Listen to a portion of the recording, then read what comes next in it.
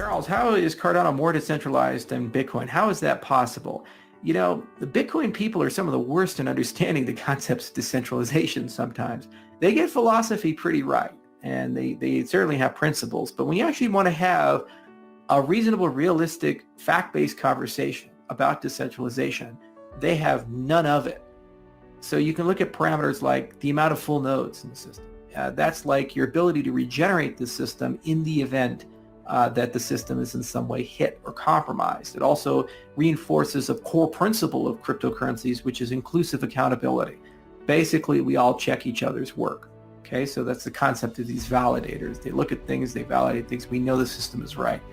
Then there's consensus participation, and that's basically who gets to update the system. So whole point of these systems is you do transactions, and as you do transactions, they all get collected in a pending, some cloud out in the sky, pending your mempool. They're just sitting there, and you got to process them, update the system. Well, somebody has to do that. Now, you can have a static and federated system where the same people over and over do that. Or you can have a dynamic system where different people do that, and a decentralized system where different people do that, and it's unpredictable who those people are. Now, Bitcoin, you don't have a lot of unpredictability there. The same miners tend to win again and again because they're professional operations, and there's only a small collection of pools. I've seen some people cite less than 10 major operations control more than 50% of the system. So you do have a dynamic system where you certainly could have new actors come and go. There's no restriction, hard restriction on it, but it's not quite decentralized. It's federated. Okay, so it's dynamic but federated.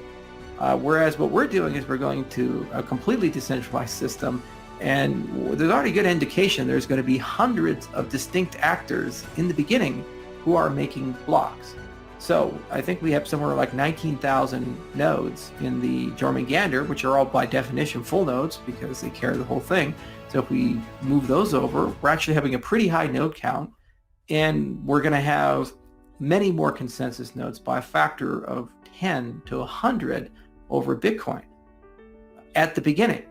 And our system does not slow down or lose performance appreciably if we were to increase that parameter substantively. So it's foreseeable in future versions of Ouroboros, as Cardano grows, to have 10,000 or 100,000 stake pools given updates the way we do the networking and in a few protocol parameters. But these are inevitabilities. They will eventually happen, and we can force that along with parameterizations. And competition and geographic drift of ADA will create that because people will tend to delegate to people in their backyard. And so, you know, African holders will delegate to African pools and so forth. It's just because they know these people, they have business relationships with them, or perhaps there's legal requirements, whatever have you. So over time, the system gets more decentralized. So we win the validation set because it's going to be easier and easier on our side, the way we design things, to run a full node. Eventually, with future technology, much easier than anything Bitcoin could ever do with their snail-paced development. And we already, out of the gate, have crushed Bitcoin in terms of the amount of consensus participants.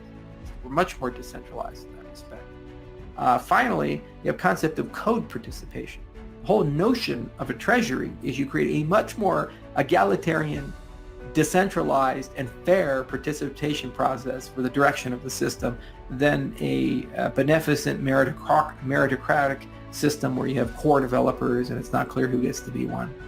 It's very difficult to participate there. I'm not allowed to. A lot of people aren't.